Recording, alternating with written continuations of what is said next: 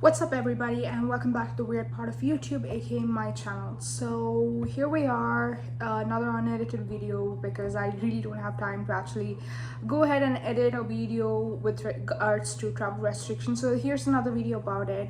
The last 24 hours have been quite taxing because of all the news that's happening right around the world, especially with regards to Afghanistan and Taliban occupying Kabul.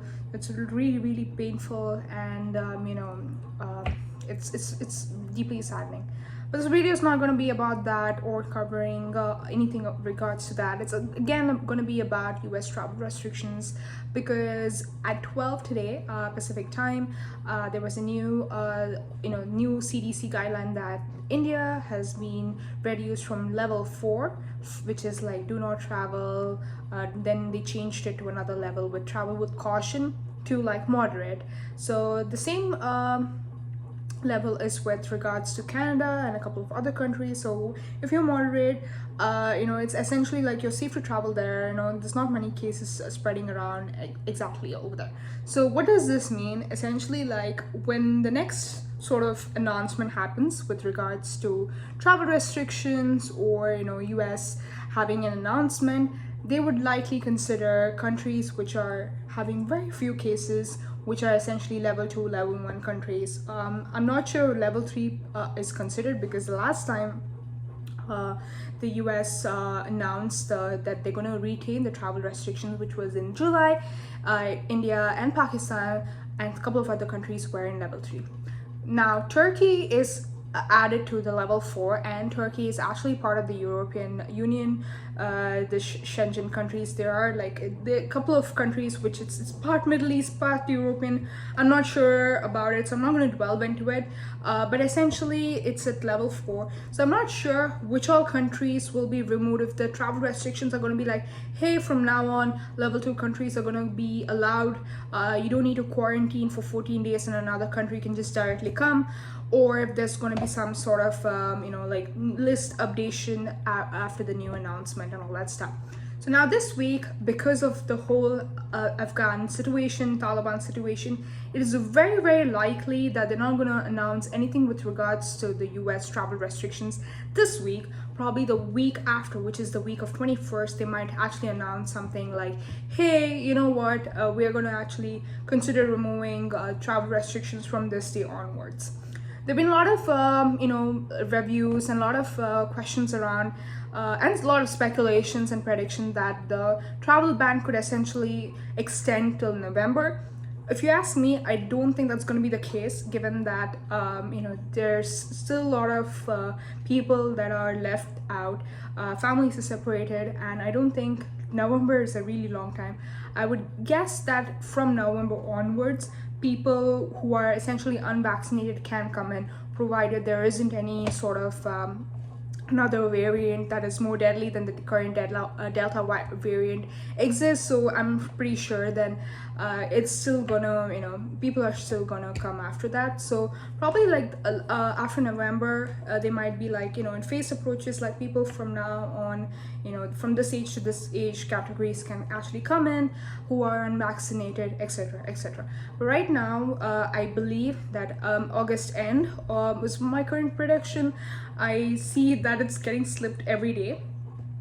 So essentially, like, I would expect somewhere around September that the borders are going to open again for vaccinated people, which is currently the climate. Maybe they could open up the entire border situation and just allow everybody, but given that from August 21st, essentially vaccinated Canadians can actually come into the US, and opening the borders, for non-essential travel, I don't think that the same sort of welcome would be extended to the other countries that are currently in the no-fly list or the ban list, essentially.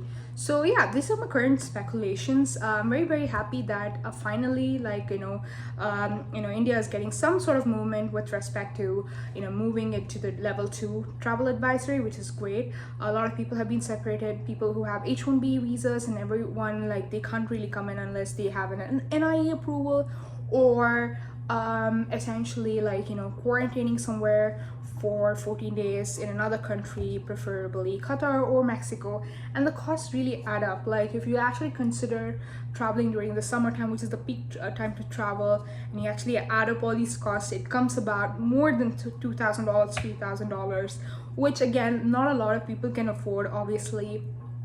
And you know, this is terrible. But another thing about update, essentially US doesn't update the travel restrictions every week. It's not like, hey, this week we're gonna announce. If you just saw, the last time they updated it was July 26th, end of July. The month before that was in May, I believe, when they announced the travel ban, May 4th.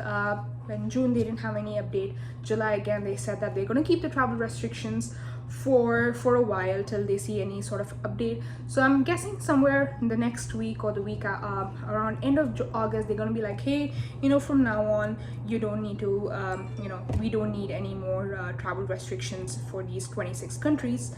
Maybe the list could go up, maybe the list could be a little less, depending on you know, what are the next expectations. The current expectations are that Europe really needs an answer from US at this time. US and UK really needs, and a lot of airports are going to suffer because of this huge travel restrictions, because the traffic, you know, it can't handle it. So, you know, given all these logistic changes, you know, it's great that US would update something by next week, you know, for a sure answer. As for you guys who are at home right now, you know, obviously have all the documents. I've been saying it in every video that I post right now. Have all the documentation, have all the vaccine records. If you already are scheduled for a first dose, second dose, try to get that ASAP if you want to travel into the country as soon as possible. So probably the next week they would actually have an answer as to what vaccines are regarded, disregarded. You know, a lot of speculations are going around with respect to AstraZeneca, Sputnik V. AstraZeneca again is approved by the FDA. Again, you know, I've seen some few people who have actually gotten AstraZeneca in the US, so but not Sputnik V and all that stuff. So I'm not sure which ones will be approved by FDA, or if you're generally vaccinated, it's okay, or they might require you to get another vaccine here in the US. Unsure, unclear, but as long as a path to US is there, I'm sure you guys can figure it out and all that stuff. So hopefully you guys at home get vaccinated if you want to come into the US. Again, like I mentioned in the last episode, embassies opening up or approving B1, B2 visas have nothing to do with travel restrictions. Essentially, you can actually have the embassies opening up fully functional, but also the borders are still closed, which is the case in many countries in the 26 countries list. So that and this should not be correlated. But anyways, hoping for good news next week. Toss and praise to Afghanistan, and you know, that's going on, and that is all, y'all. So hopefully you like this video, you found this useful and informative. I'm gonna leave a link down below to the source that I found, and that is all, y'all. See you later in another video. Do like and hit subscribe, and that is all, y'all. See you later. Bye.